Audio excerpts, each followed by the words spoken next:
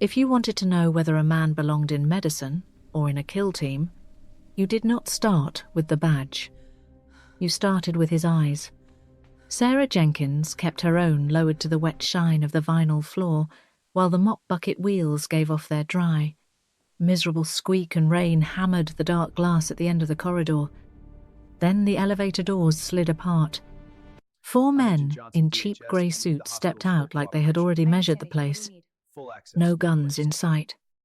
Just laminated DHS credentials, and the kind of calm that made younger people obey before they understood why.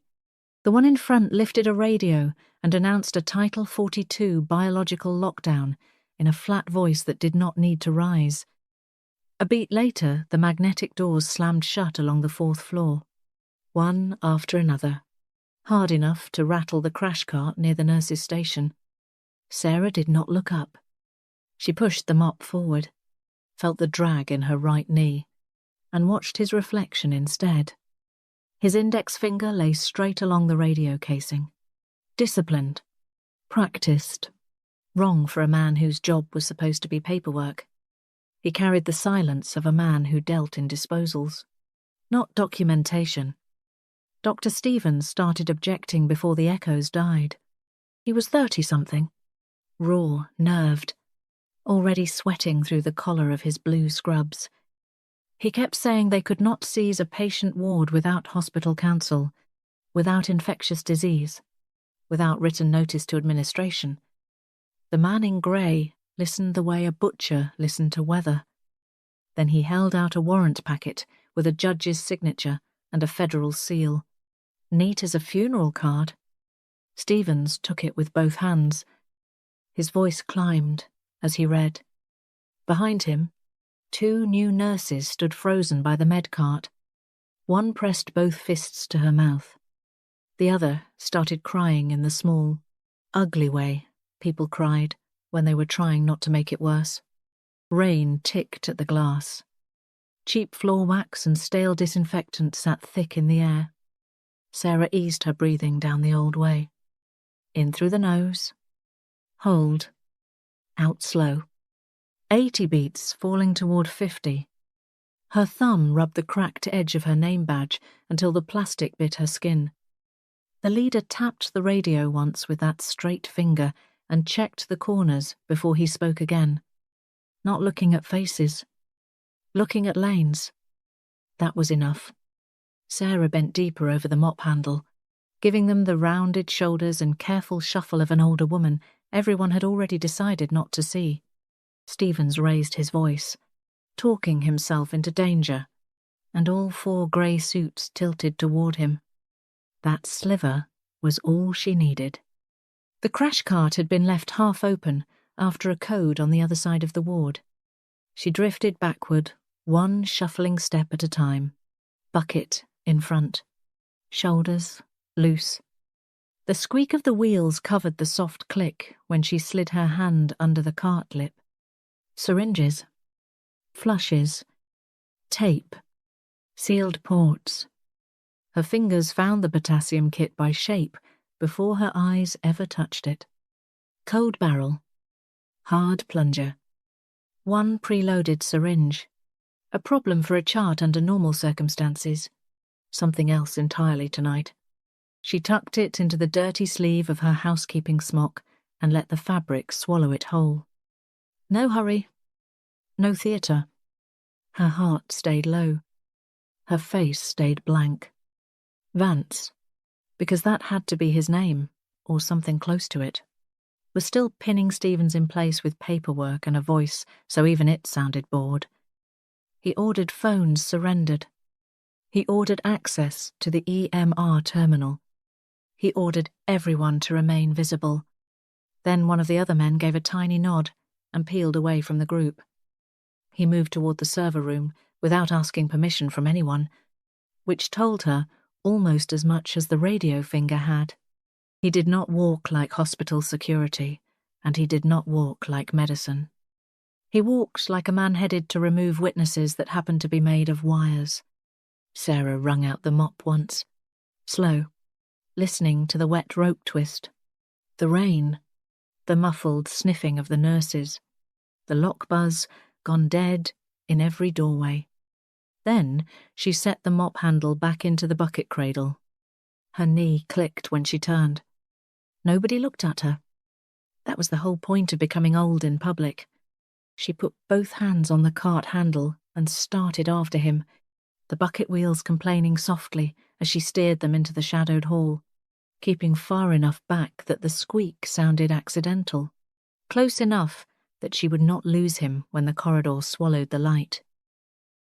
The server room was barely a room, more like a hot metal throat stuffed with racks and blinking status lights.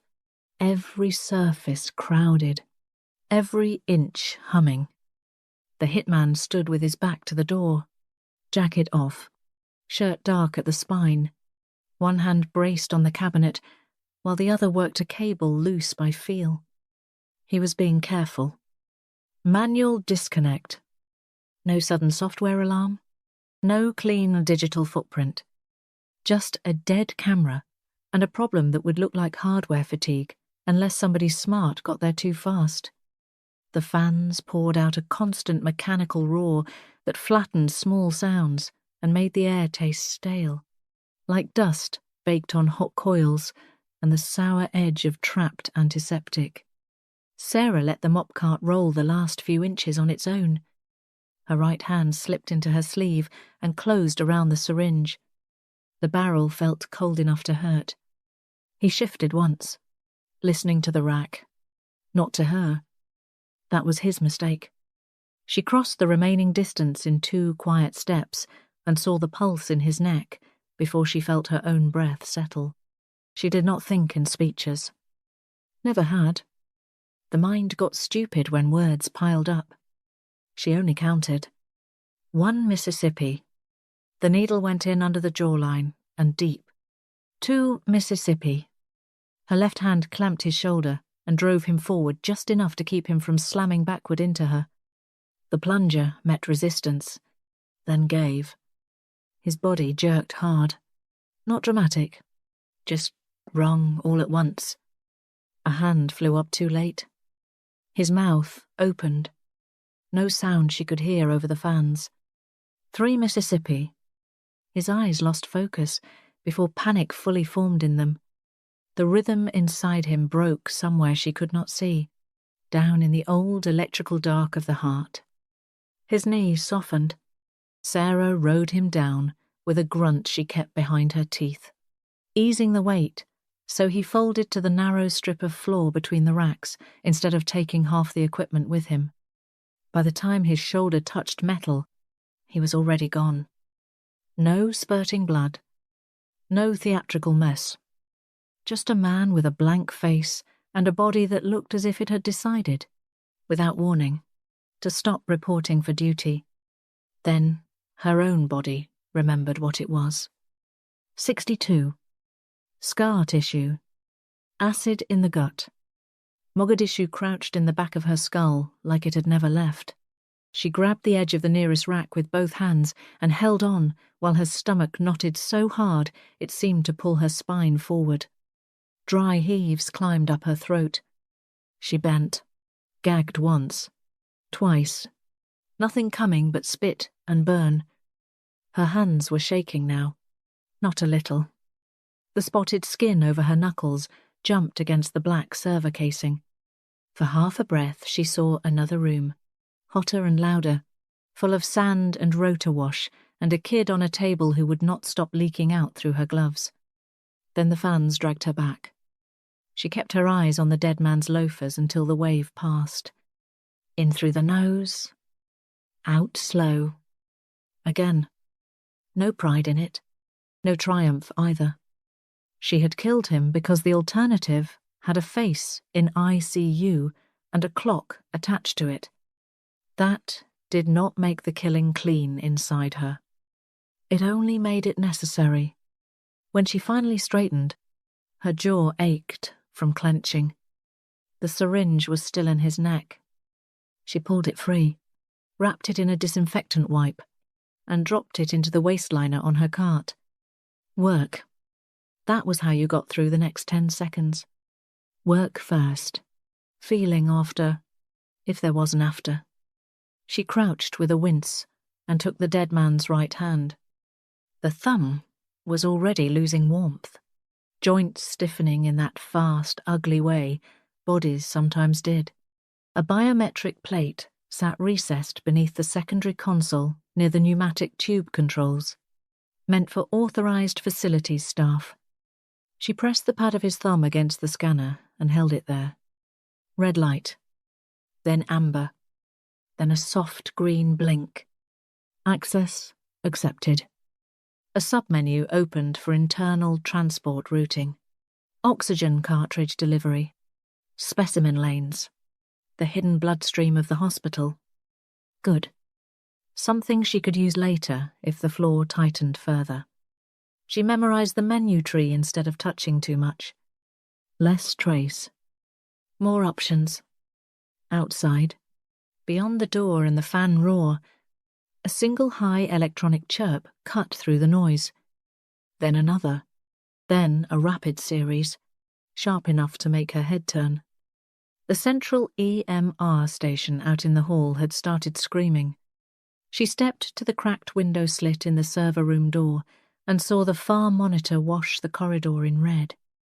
Across it, even from this angle, she could read the fault banner pulsing like an accusation.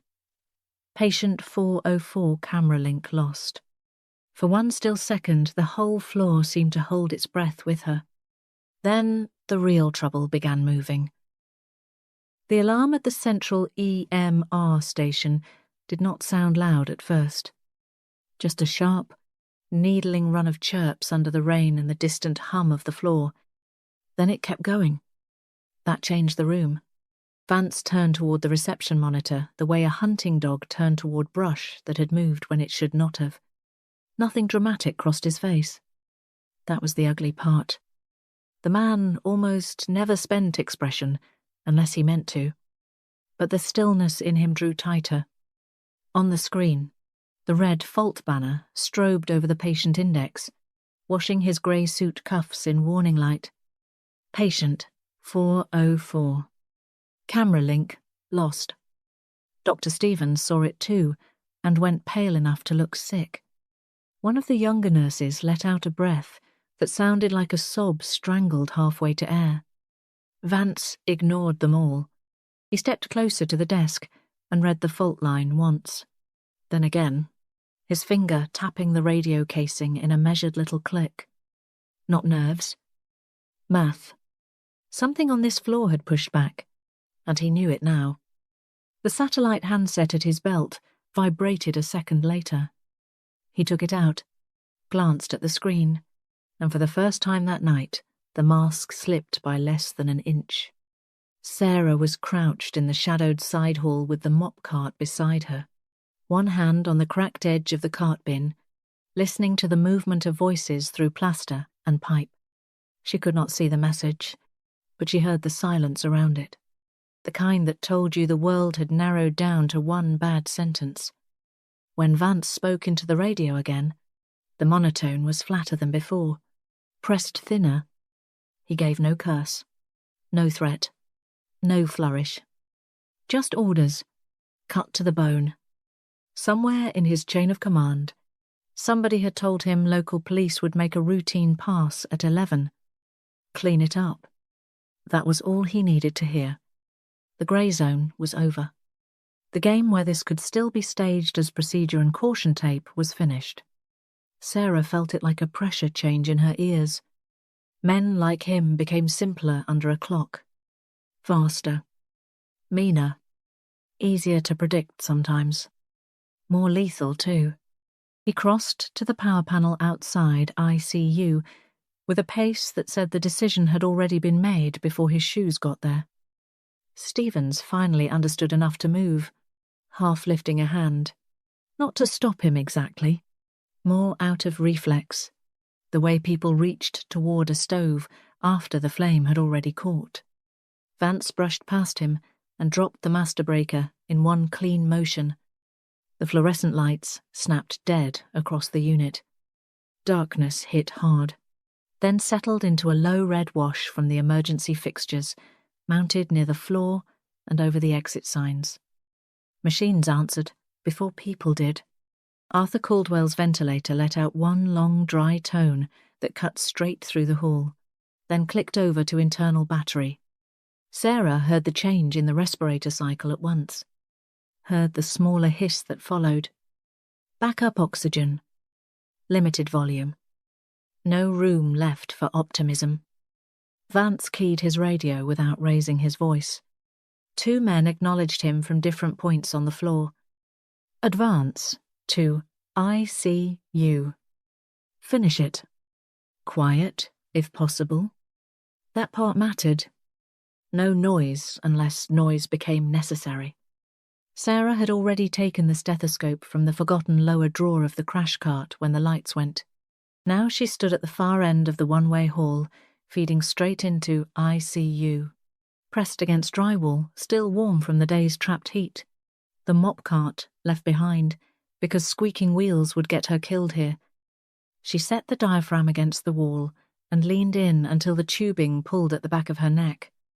Sound came through the sheetrock, warped and breathless, but clear enough. Vance's voice. The shift of men adjusting direction. Stevens asking something useless in a breaking voice, then getting cut off. Under that, another sound. Faint but steady. The reduced mechanical breathing of Arthur's machine working off borrowed time. 45 minutes if the reserve was full. Less if somebody had skipped an evening cylinder check. And God knew that happened. Sarah lifted the stethoscope away slowly.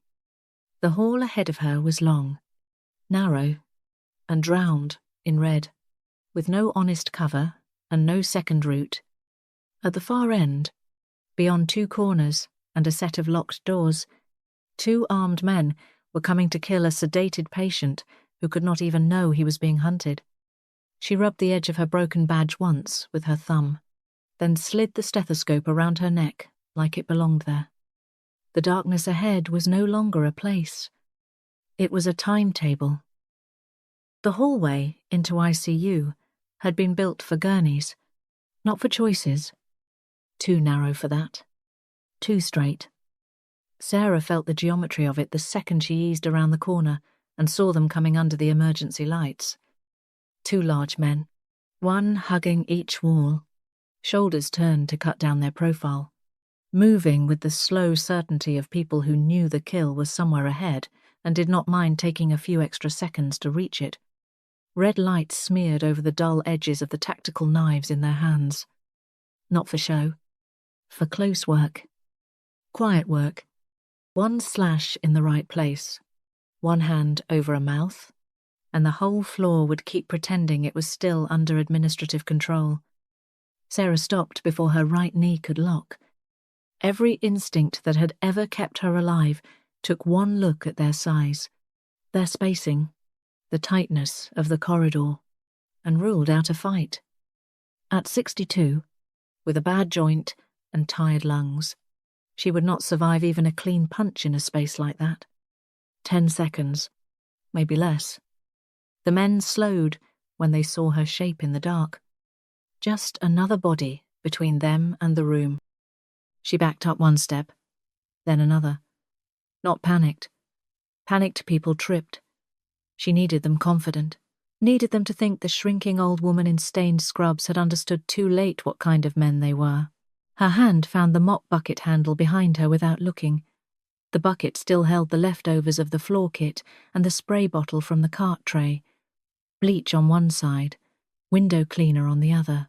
Strong enough to claw paint off cheap metal if you gave it time.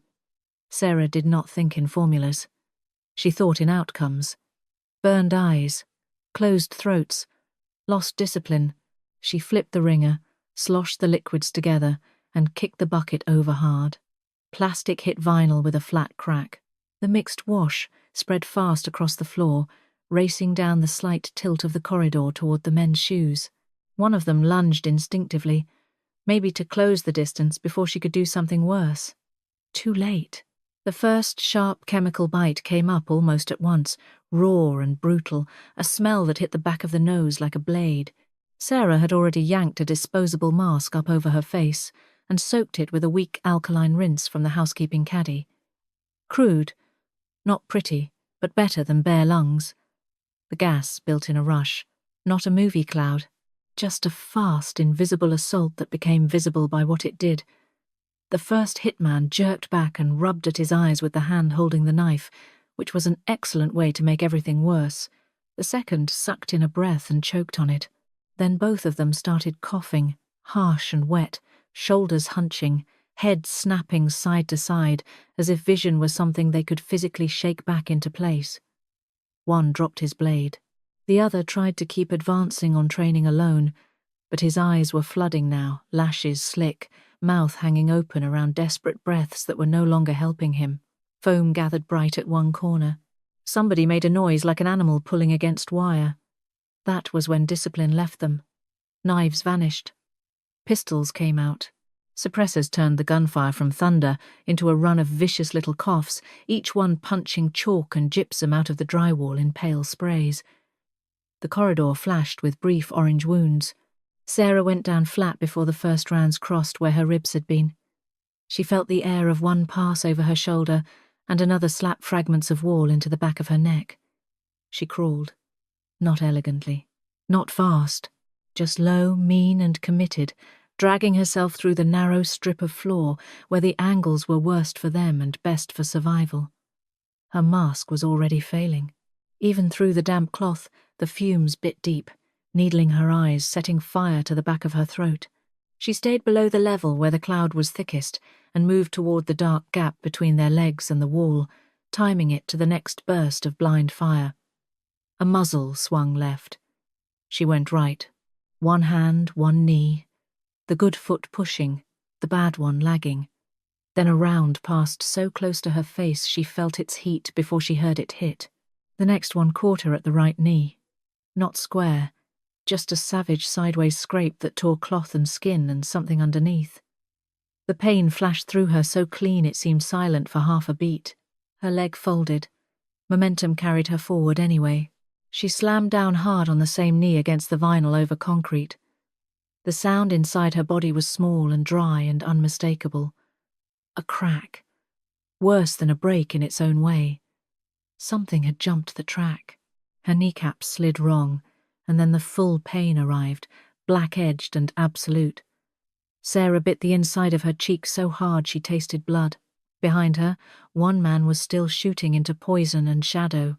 Ahead of her, ICU lay somewhere beyond the red-lit bend. She tried to rise, and could not. The corridor tilted. For one sick instant, all she could do was hold the ruined knee in both hands and feel the joint sitting where no joint ought to be. Sarah dragged herself into the maintenance closet on her elbows and left heel and got the door shut with the back of her shoulder. The latch caught with a cheap metal click that sounded insultingly small compared to the pain tearing through her leg. She sat hard among yellowed mop heads and stacked boxes of floor pads, breath coming in little sawn-off pools. The place smelled like wet dust, old bleach, and mildew ground into cotton. All of it trapped for years, in a room nobody entered unless something had already gone wrong. Her right leg lay twisted out from the hip, the knee deformed under torn scrub fabric, the kneecap shoved so far off its track the whole joint looked borrowed from somebody else's corpse. She put both hands around it, and nearly blacked out from the touch alone. 30 minutes. Maybe less now. Arthur's oxygen was bleeding away somewhere down the hall while she sat in a mop closet with a leg that no longer belonged to walking. Mobility gone meant the package died. That simple. Cold sweat soaked through her scrubs and stuck them to her spine. There was a point where pain stopped being a number and became weather. She crossed it all at once. 1 second she was in a closet. The next she heard Rotachop, where there was only the building HVAC, heard men screaming through a wind full of grit, smelled hot metal and burning sand and the iron stink of opened bodies. Mogadishu came back the way it always did, without permission. Sarah bent forward fast and bit down on the bloody gauze roll she yanked from her pocket. Cotton and copper. Salt and old antiseptic. She shoved it between her molars until her jaw trembled. A sound still got out, thin and strangled. Not much. Enough. Her stomach locked, then convulsed. For half a second, nothing happened. Then came the body's little betrayal. That sliver of delay before the nervous system finally got the message and threw it straight into the brain. The pain did not arrive like fire. It arrived like a spike, driven through the center of her skull from somewhere below the knee. White, pure, mean. She gagged around the gauze and folded over herself, retching on an empty stomach until bile burned the back of her throat. She planted her shoulders against the freezing concrete wall and inched herself down until her spine locked in place. The surface leached heat through her scrubs and made every muscle in her back seize. Good. One more thing to hate. She stretched the bad leg out as far as it would go, then stopped when the joint grated. Dry cartilage against bone, a hideous little crunching slip that turned her stomach fresh. Her heel had to move, not much, just enough. The old mechanical truths still held, even when the meat around them was failing. She hooked her left foot against the baseboard for purchase, braced both palms flat, and began to slide the right heel back across the floor. Slow enough not to tear something she would need later. The closet tile was gritty under her shoe.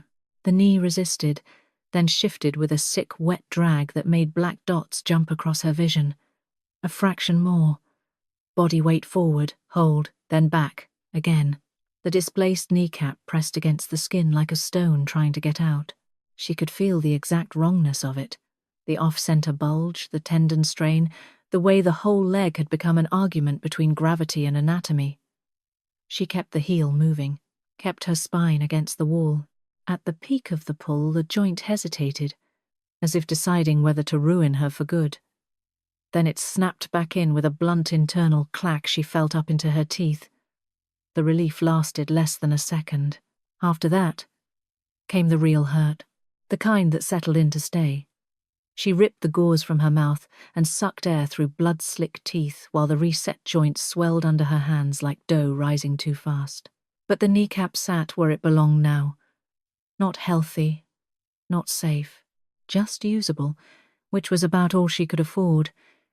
She pulled herself up by a shelf bracket and nearly went right back down when the foot touched weight.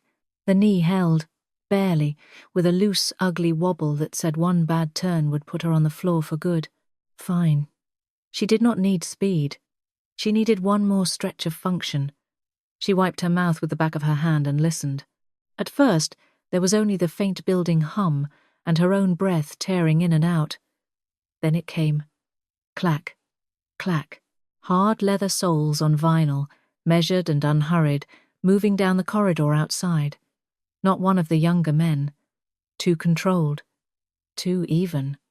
Vance. The sound grew louder, each step placed with bureaucratic patience. In the thin gap under the door, the red emergency light was cut for a moment by a passing shadow. Then it stopped exactly on the other side. The ICU door slammed inward hard enough to rebound off the stopper. Vance came through it with the suppressor already aligned, his body angled just enough to clear the fatal funnel without advertising he knew the term. In the dim emergency wash, the bed looked occupied. A long shape under the blanket, shoulders, chest, the raised line of bent knees. Good enough at a glance. Good enough for a man under a deadline who could not afford hesitation. He fired 3 times into the center mass. The pistol gave off 3 flat coughs. Feathers burst up in pale clumps and drifted through the room like dirty snow. He moved in before the last one hit the floor, left hand catching the blanket edge, yanking it back in one clean tear. Pillows. 2 rolled blankets. No patient. No blood. Just the insult of theatre. For the first time that night, his face tightened in a way that had nothing to do with calculation. Not a tantrum. Not amateur rage. Something colder. A professional discovering he had been made to waste time. Behind him, the monitor kept sounding its patient little lie. Beep, beep, beep. The SPO2 tray still marched across the screen in tidy green steps. 60 beats a minute. Steady. Mocking. Vance stepped closer, and followed the cable with his eyes before his hands.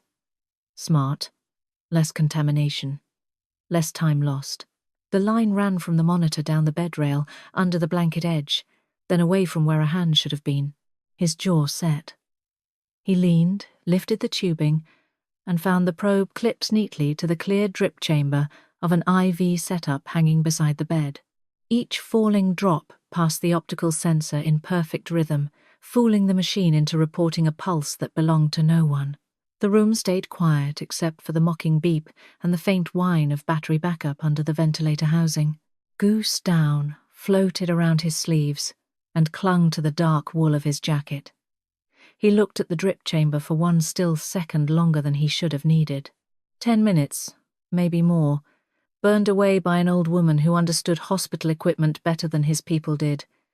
When he keyed the radio, the monotone cracked only at the edges. Search the morgue. Search the basement. Every locked room. His last man acknowledged at once. Vance did not repeat himself. He just let one breath out through his nose, hard enough to fog the monitor screen before he wiped it clear with his cuff. At the far end of the hall, Sarah used the gap his anger bought her. Not much of one. Enough. Arthur Caldwell lay where she had staged him on a transfer surface. Oxygen tank ticking beside the bed frame, the regulator whispering out what little time remained. The hovermat pump was dead with the rest of the mains, so she had to work the old way, all friction and leverage. She hooked a portable cable winch to a wall anchor, meant for moving surgical equipment, then to the bed frame, fingers slipping twice before they caught. The hydraulic lift complained in a strained metallic whine as she engaged it just enough to free a locked wheel. Her right knee buckled the moment she leaned into the pull. She corrected by shifting weight to the left hip and letting her shoulders do work they had no business doing anymore. Inch by inch the bed moved. A caster jammed in the door track. She crouched, swore once under her breath, kicked the brake loose with the side of her shoe, and nearly vomited from the jolt that ran up the bad leg. Arthur never stirred. His face, under the dim spill from the hall, looked already halfway gone from the world. The oxygen cylinder knocked lightly against the rail every time the bed lurched forward. A small, bright clink that sounded like seconds hitting a bowl. Sarah kept pulling. Sweat ran cold between her shoulder blades. Her teeth hurt from what she had done to them in the closet. The steel door of the field surgery room stood open ahead of her, thick and scarred. She got the front wheels over the threshold and was fighting the rear angle when movement fled at the edge of the red light farther down the hall. Dr. Stevens. He had fled whatever corner he had been hiding in and now stood half-bent, one hand on the wall, face grey with terror and sweat. He took 2 uncertain steps backward, then one sideways, not looking where his shoes landed. His heel caught on something soft enough to trip him and stiff enough not to give. He went down hard on one knee. His palm slapped the floor, then slid across cloth and stopped on a face. A cold one. The dead hitman from the server room had been dragged only as far as shadow and left there. Stevens turned his head, fingers still spread over the man's cheekbone, and understood in pieces. The waxy skin, the open eye, the fixed jaw. He jerked his hand back like the corpse had bitten him. For a heartbeat he made no sound at all. His mouth opened. His chest rose. Sarah saw the scream coming before he found it. Stevens finally found his voice, and it came out wrong. Not as a scream at first, more like a sucked-in scrap of air that got hung on the way up. His eyes were huge in the red spill from the emergency lights, fixed on the dead man at his feet, on the open eye, the jaw set in that loose way the face took once ownership had ended. Then his panic picked a direction. Not toward the corpse. Not toward Sarah. Toward process. Toward authority. Toward the front lobby where the fake warrant still had enough power over him to feel real. He pushed himself up too fast, shoes slipping in dust and old wax, chest fluttering, one hand already lifting as if he could save himself by telling the right office first. In his mind, Vance was still federal, still salvage, still maybe the one person who could keep his license from going into a shredder. Sarah saw all of it in the first twitch of his shoulders. The calculation, the cowardice, the bureaucratic reflex dressed up as survival. She left the wall before the scream reached his mouth. The bad knee nearly folded on the first step, but momentum took over where strength failed. She came out of the blind spot, low and mean, one arm hooking across his upper chest, the other catching his sleeve and pulling hard enough to turn his run into a stumble. He hit the cold water pipe behind him with a hollow metallic thud that rang down the dark alcove. His mouth opened wide then, and she shoved the heel of her hand up under his jaw and into his throat, not to crush anything, just to jam the scream back where it came from. Stevens gagged on it. His hands flew up in instinctive, useless little flutters. She smelled him now, sharp and sour, fear sweat already breaking through soap and antiseptic. Her own breath hissed through her teeth every time she shifted weight off the bad knee. The joint throbbed so hard it had its own pulse. She ignored it. She dragged a heavy medical zip tie from the side pocket of her smock with her free hand. Stevens felt it before he saw it. Wrong move. She used the panic, twisted him sideways with a short pull on his collar, let his own momentum pin him harder against the freezing pipe, then folded one wrist behind his back, then the other. The plastic bit into his skin with a dry little zip click that sounded absurdly tidy for what it meant. Sarah leaned in close enough that the damp hair at his temple brushed her cheek. Listen to me. They are fake. The warrant is fake. If you report to him, you're not a witness. You're an accessory to federal murder. I'm tying you up so they see you as a victim, not an accomplice. That landed. Not the part about murder. Not really. It was the word accomplice that did the work. She saw it travel through him like a needle through thin cloth. Stevens froze in stages, first the shoulders, then the hands, then the eyes, which stopped skittering around the dark and fixed on nothing at all, while his brain ran the numbers he trusted more than blood. Federal murder. Accessory. Medical board. Criminal negligence. Loss of license. Prison. There it was. The proper blade for a man like him. Sarah kept her palm under his jaw a second longer, until she felt the urge to shout, "Go soft." Then she eased the pressure just enough for him to breathe without making noise. He was crying now. Quietly, one tear sliding down the side of his nose, hanging there, then dropping to his lip. No bravery in him, no awakening either. Just terror learning to wear a new mask. "If they find you loose," she whispered, voice thin from pain but steady. "You talked. If they find you tied, you got taken with the rest of the staff. Understand?" Stevens swallowed against her hand. The movement was tiny and desperate. His gaze flicked once toward the lobby, once toward the dead hitman, then back to her. At last he gave one jerking nod. Then another, weaker one, as if signing something internal with a shaking pen. Sarah cinched the tie tighter and turned him so the pipe took most of his weight. Victim shape. Helpless angle, better for later. She left him there in the dark with his wrists burning under the plastic, and his breath coming in shallow little bursts through his nose. No reassurance, no promise to come back. She had bought silence, not loyalty. As she dragged herself away, one hand on the wall, the swollen knee trailing half a beat behind the rest of her body, Stevens made a faint sound as if he wanted to call after her. He thought better of it. Good. The hallway ahead was black-red and empty for 3 steps, maybe 4. Then the sound hit. A violent metallic crash from farther up the corridor, bright and ugly enough to shake dust loose from the ceiling seam. Another one came right behind it. Crowbar on steel. Not random, targeted. The field surgery room.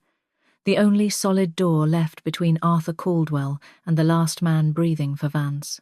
The crowbar hit the outer wall first, then the hinge plate, then the wall again when the man outside adjusted his grip and swung harder. Each blow made the steel door shudder in its frame and kicked a dull vibration through the floor into Sarah's ruined knee. By the time she dragged herself fully into the field surgery room, the top hinge was already groaning loose. Arthur lay strapped on the bed where she had left him, face colourless, mouth occupied by tubing, the oxygen tank beside him ticking its way toward 0 with the thin, patient indifference of a machine doing exactly what it had been built to do. 10 minutes. Maybe not even that. The room smelled of cold stainless steel, old sterilizer, and the stale trace of blood from procedures done days ago, and cleaned well enough that only someone like Sarah would still notice it. Another strike boomed through the door. Paint dust drifted down from the header. She swallowed the throb, climbing her leg, and hauled herself toward the equipment cart. Her hands looked old as theft in the red spill. Spotted. Veined. Shaking a little. Still quick. She stripped the defibrillator free of its bracket with one hard tug and set it on the floor by the door, close enough for the leads to reach. Outside, the crowbar bit again, levering metal away from the jam by a fraction she could hear more than see. No time for elegance. She fished a scalpel from the tray with fingers slick from sweat and jammed the point into the seam along the back cover. The plastic flexed, held, then popped with a nasty little crack that sounded too loud in the half-dark. She pried the panel up and exposed the packed, tidy guts of the machine. Batteries. Board. Wiring harness. Safety components laid out by engineers who assumed their work would be used by people still interested in living. Sarah bent low, squinting through the sting in her eyes, and found the small red lead tucked where it had no business being reachable without tools and time. She had neither. She worried it free with the scalpel tip and sliced through it. A tiny spark kissed the blade and died. The crowbar hit again outside. Closer now, the steel screaming around the hinge pins. Sarah dropped the severed end, grabbed the tube of conductive gel from the drawer under the cart, and squeezed hard. Clear slick paste bulged out and slopped over her knuckles before she smeared it across the inside aluminum handle in a thick wet coat, then over the metal plate around it, enough to bridge every lazy break the current might otherwise respect. Her breath hissed in and out. The knee was swelling inside her scrub leg so fast it felt like the joint had swallowed a hot stone. She clipped one paddle lead to the handle mount, braced the other against the door hardware, and twisted the energy dial up until it stopped at maximum. 360 joules. Outside, the last quiet discipline vanished. The man at the door started using raw force. The top hinge gave with a bang that shook one of the overhead lamps. The beam swung once, then died with the rest of the half-powered system. The lower hinge was next. Sarah crouched behind the cabinet line beside the door, thumb poised over the shock control, the defibrillator heavy against her shin. The sound beyond the steel changed. Less pounding now, more leverage.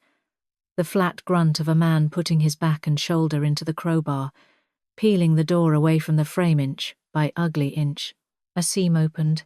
Cold hallway air leaked through it, carrying cordite, bleach, and the faint, bitter after smell of the chemical mess still hanging out there. Then fingers appeared in the gap, feeling blind for purchase. Bare hand. Good. The hand found the aluminum lever slick with gel and clamped down. Sarah hit the button. The discharge cracked through the room in one savage instant, not like thunder, more like something industrial giving way under impossible load. The man on the other side, locked rigid. His arms snapped straight. A strangled bark burst out of him and cut off halfway through as the current climbed him. Flesh sizzled where skin met metal. Ozone first, sharp and electrical. Then the far worse sweetness under it, human fat beginning to cook. There was a wet popping sound from the hand at the lever.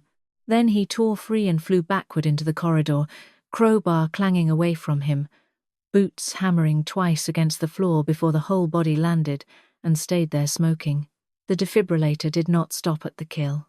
With the safety relay gone and the charge dumped hard into the grounded aluminum frame, the overload ran the path the building offered it.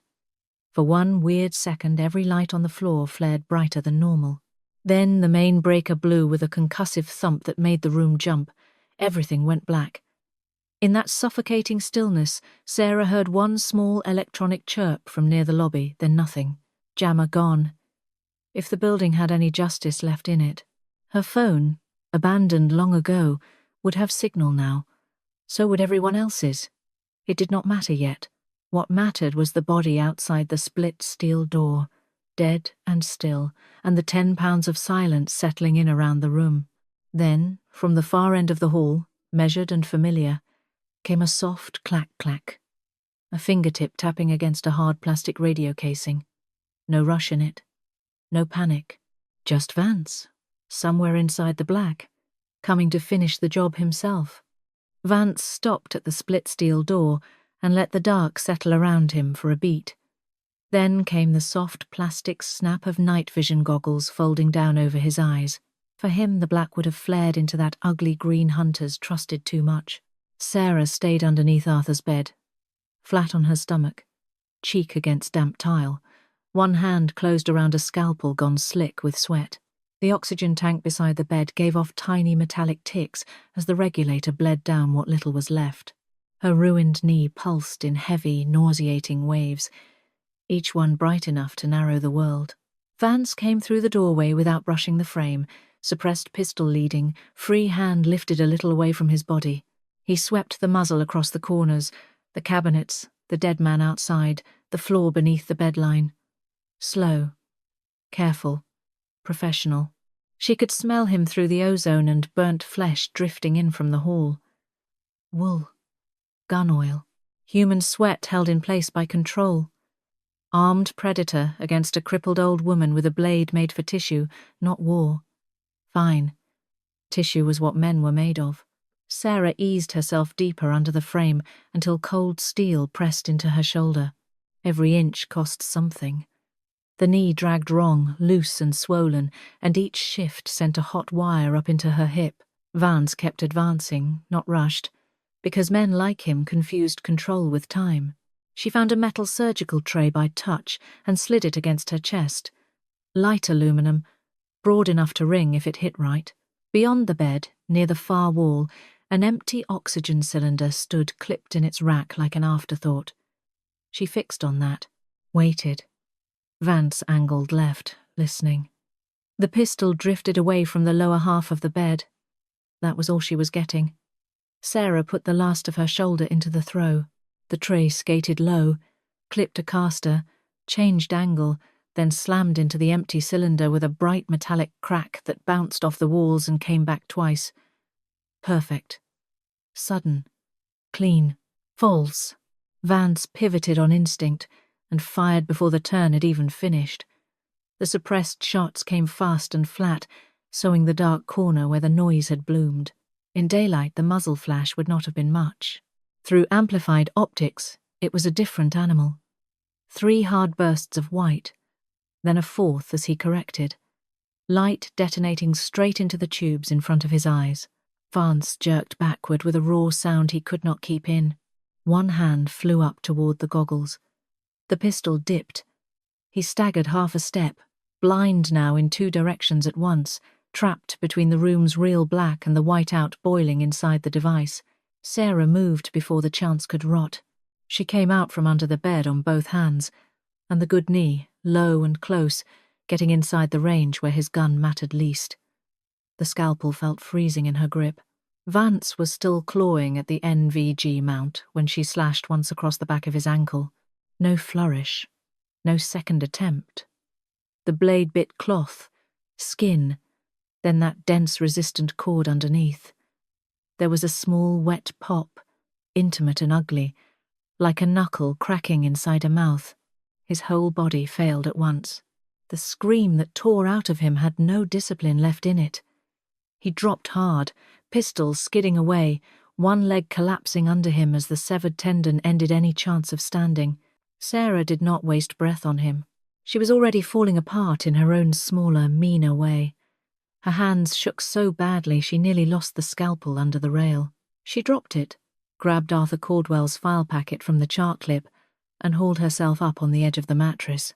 The bad knee almost pitched her straight back down. She swallowed the pain and kept moving.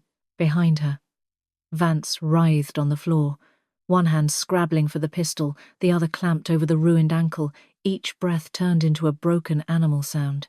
Sarah said nothing. No threat, no judgment. Silence cost less. She limped to the rear fire door, shoved the crash bar with both hands, and slipped into the stairwell with the files tucked under one arm. Cool, concrete air hit her face.